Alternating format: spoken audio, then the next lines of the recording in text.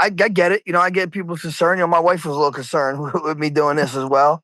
Um, but I've been doing this for so long. It's tough to walk away, and I'm not going into this naive. I understand the risks, and just I'm willing to take that chance. I guess you could say, and the juice got to be worth the squeeze, and I feel like it is. He is a legend of the sport, a former UFC champion, a UFC Hall of Famer, and now a bare knuckle fighter. It is always my great pleasure to check on with the legend himself, Frankie Edgar. Frankie, how are you? I'm good, Damien. How you been, my man? I'm fantastic, man. It's kind of funny. We spoke, I want to say less than a year ago. We were talking about the Hall of Fame, talking about you doing a movie career. And I had to ask the question at that point. I said, do you think it's done? Do you think you're done fighting? He said, man, every day I get that desire, but you have to kind of like, do different things. So here you are back. So what happened? What changed? What got you wanting to fight again? It's kind of the perfect storm. Bare knuckle coming to my backyard here in Jersey. They kind of caught me when I feel feeling pretty good. My body's got no injuries right now, and it's a good payday and just the opportunity. I'm not gonna be able to do this ever again. There's gonna be a point where I won't be able to take a fight. So I know people kind of concerned and this and that, and I get it, but it's just in me, and I'm gonna let it fly. Yeah. To that point, like obviously, listen, you were always such a well-liked fighter and such a good dude in the sport, and you always did things the right way, right? Like you never took any shortcuts. You were always like the most admirable guy in the world. Did you understand? Like, I'm sure when the announcement got made, people reached out or on social media and they're like, "Oh man, is this a risk? Is this, hey, Frankie had a couple bad knockouts at the end of his career." So, like, what was your reaction to that? Did you understand it, or like, what was your reaction when you saw that? I get it. I get people's concern. My wife was a little concerned with me doing this as well. But I've been doing this for so long. It's tough to walk away, and I'm not going into this naive. I understand the risks, and just I'm willing to take that chance. I guess you could say, and the juice got to be worth the squeeze, and I feel like it is. I know a big part of you walking away was also family. You wanted to spend time with your kids. I know you told me that when we spoke before, like you actually just get to be a dad and a coach and be there for them. Can I ask, like you said, your wife was concerned. What was your family's reaction when you said, "Hey, I'm doing this fight"? Yeah, they were all kind of a little against it, honestly. I got my wife, I guess, on board. Maybe she's not happy about it, but she ain't gonna leave me, I guess. So that's a plus. And the kids, I mean, my boys, they kind of understand it. My daughter definitely is not too cool with it, but one more time, and we'll see how it goes. Yeah. Can I ask, like, in terms of like, physically, you say you're feeling good, and I know that, like, in your what we call downtime, like you're still training, you're still working. We see photos from the gym, we see videos from the gym. I see Corey Anderson, some of the guys posted when you say you've been training, you've been in the gym, you just haven't actually been fighting. So in terms of like physically, how are you feeling? Yeah, I feel great. Like I said, they kind of caught me at a good time. I was dealing with some neck issues, a year ago, and I'm not now. I feel really good. And honestly, I since I decided to take this bare knuckle fight, I haven't been doing any jujitsu, any wrestling. It's just been boxing, and it's definitely a little easier on your body. Um, the fact that the rounds are only 2 5 minute round or 5 2 minute rounds, a minute break in between is definitely less impact for training on my body, all that stuff. So so far I'm digging it. I had a conversation. It's funny you say that. I had a conversation with Ben Rothwell when he decided to go from MMA to bare knuckle, and he said he's probably the healthiest he's ever been because MMA training just puts your body through a war every single day. You're literally killing your body because you have to do everything. You can't skip training. You can't skip wrestling. You can't skip jujitsu. You're putting your body through hell basically, for 6 8 weeks straight. And he said doing bare knuckle, he's actually healthier now. So I know this is just now happening, but like, have you felt that effect of just focusing on boxing and not putting your body through the other things? Yeah, absolutely. I mean, it's kind of just on the horizon, I guess, for the past 2 weeks, and I stopped rolling jiu-jitsu. I've just been, no wrestling, no jiu-jitsu, and I still teach, and I'm still on the mats every day, but I'm just not, physically getting squeezed on and rolled around with. So Yeah, it's been welcoming, and even just the intensity of you don't have to go. You're only doing 10 minutes of fighting. You don't have to train for 2 hours. You just get a good hard hour in. You're getting really good benefits, and that's definitely good for my body.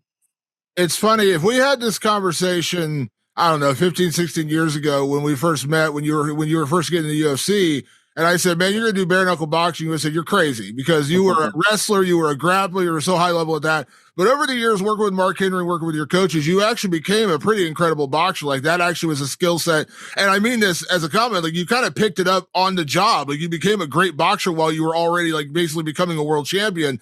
Is that part of this? Like just because like you always showed incredible boxing. Now I'm not going to negate the other striking skills you showed, but this is just boxing. You're not going to kick. You're not going to knee. Like this was something you picked up during your career, and you became really good at it. Yeah, no, absolutely. I really fell in love with boxing. I've always been a boxing fan as a kid, and me and Mark just hit it off, and that could be part of the reason why that I fell in love with it so much. But yeah, it's and to be able to really just focus all my time on one art, I feel like my boxing is going to get even better now. I'm with Mark, several times a week as opposed to just a couple times a week. What did Mark say when you approached him? He said, "Hey, we're going to do a bare knuckle fight." Well, he tried to talk me out of it too, but he can't help himself either. He can't help himself. He's ready to go. I got the fire juices. I got the juices going on him again. You know what I mean? Is it fair to say, and I mean this with all due respect, because I think every fighter who's retired would say this, is you're never really retired, right? Like that fire never goes away. I remember talking to Daniel Cormier when he retired. He's like, you'll never get that feeling of walking to a ring or a cage and anything else you do in your life. Like you can do a million things. You could play another professional sport, but it will never match the feeling of what it is to like walk into that ring or that cage. That can never be duplicated. So in a weird way, it's almost fair to say like you never truly retire because you never lost that desire. You never lost the desire to fight again. Yeah, when it's in you, I've honestly I've been giddy like the past 2 weeks, man. I walk around with a little pep in my step, and so I'm back in that zone, and it's fun. It's just fun. I can't explain it other than saying it's fun. The whole process is fun. I always love training. You know, like if I had success, I'd still be fighting MMA. You know what I mean? But I think I have success here. I really do. I like the style of how the rule set and just everything about it is. I feel positive. Can I ask Frankie? I couldn't remember because when you retired, I feel like it was, but I just want to double check here. When you had your last fight in the UFC, was that the last fight in your deal? And when you retired, that was in because I was like, because I know that they had talked about Robbie Lawler coming back, and I guess they just couldn't quite figure things out. He was retired, and he was still under contract, and they basically said it just didn't work out. Did you fight out your contract when you ended the UFC, or how did that work? No, no, I didn't fight out my contract. No, so So I did got they? a So release. did they give you permission? Like, how did it work? Yeah, yeah, they gave me permission. They gave me the release. Yeah. Oh, I mean, do you appreciate that? Because I mean, I Oh, guess 100%. Yeah, 100%. Hunter, reached out to me, and Hunter's a great dude. Was looking out for me as well. Was concerned for me, but said, hey, I can't stop you from, you know, fighting your fights and living your life. So I'm glad he did that. so they actually just gave you your release and basically gave you best wishes kind of thing. For sure. Yeah, the UFC's always been good to me. 100%. And I imagine that means a lot, right? Because I mean, you gave so many years. You are our UFC Hall of Famer for like you literally gave your career to that entire company. So because they could have been the other way, they could have been like, nah, we're not going to let you get your release, and but the fact they did that, I'm sure that means a lot. Well, what I did in UFC, the opportunities they gave me in UFC kind of led me to, have the value that I have. And, it's that never happened. I wouldn't be here doing this. Yeah. Now, can I ask? Coming back, and this is Jersey. Like this is a special thing. Being able to fight your home. You were Jersey. When we thought of Jersey MMA, we thought of Jersey fighting. Frankie Edgar was the first thing we ever thought of before anybody else. But can I ask the honest question? Like when you approach this fight, are you approaching this and saying it's one and done? It's one and let's see. It's one and we'll kind of play because like I said, that desire. You go out and knock out Jimmy Rivera. I have a hard time believing you're gonna be like, yeah, I'm done. I'm good to go. So like, how are you approaching this? I'm approaching it, and let's see what happens October 4th. I'll keep an open mind. Um, that's going to be have some tough conversations to have with my family if we keep moving forward. But again, we'll see. We'll see what happens. What was the what was the conversation? I don't know who it was from Bare Knuckle that reached out to you originally, but what was it like? So I know I saw you at the press conference last week. Dave Feldman, I've always had a good relationship with Dave. He's a really good guy. Seems like fighters really like working with him. So like how did that happen? Like did they just reach out or how did that actually happen? Yeah, they did. They reached out via Instagram, one of their guys, and I linked them up with actually Ali was just happened to be meeting with Dave in Philly, a couple weeks ago. So they had the conversation there, and that's kind of how it led to this. Were you, I mean, you've never ever in your career backed down from a fight, backed down from a challenge, backed down from an opponent, but what was your reaction when you heard Jimmy Rivera? It's kind of funny. Another guy from that area, Tiger Shoulder. Yeah, yeah. I'm buddy. It's kind of funny. It's a little story. I'll give you a little story. We had Jimmy. I'm friends with him. I trained him in the past. A Jersey guy, great kid. We had him on my podcast, Champion and Tramp, not too long ago, and he was telling me about bare knuckle and how I should do it. And I'm like, I don't know, blah blah blah. And then when we were kind of in talks with bare knuckle, he reached out to me. He said, "Hey, you trying to fight bare knuckle?" I said, "Yeah, we're trying to work it out." He's like, "Awesome." I texted back. I said, "Hey, yeah, if we move forward, I'll hit you up for some tips." And then he ends up being the opponent. So I text him. I say, "Hey, I guess you're going to show me real tips in real time now." I love it. I love it. Now, can I ask, like, because like you during your fighting career, like you were never the trash talk guy. You were never the guy that like built up fake animosity for a fight or anything like that. And I know you had a lot of respect. So is it weird, or can you just think about it like it's the competition with a guy you do know and I would say friendly with? Yeah, it's just a competition. I know he's going to go out there and try to take my head off because he wants to win. And I want to win, and you know, uh, you don't have to be any animosity. We're going to go out there and let it fly, just because it's a little pride, a little Jersey pride thing going on. He wants to say North Jersey, South Jersey, but I'm from the shore, so we'll say North Jersey versus shore. I love it. I love it. Can I ask, like, in terms of, like your familiarity with bare knuckle, like how much did you watch? How familiar were you with it when like this opportunity came about? Because not everyone watches. I mean, I enjoy it. I think it's a lot of fun, but not everyone digs it. I get it. I Yeah, understand. no, I've been super intrigued by it. The fact that you toe the line, and it's closest thing to a street fight without wrestling. You know what I mean? So, because in street fights, I definitely would probably use my wrestling, but in this, it's like it's the closest thing to a street fight. It's very violent. It just was super intriguing how guys could grab and dirty box, all that stuff, and yeah, it was just I feel like plus Eddie Alvarez, good friend of mine, training partner of mine. He's obviously I was just at his place this past weekend sparring. He's got a BKFC ring in his gym in Newtown, PA, and yeah, definitely picking his brain a bunch. All right, now I got to ask the question, Frankie. You're a family man. You're a dad.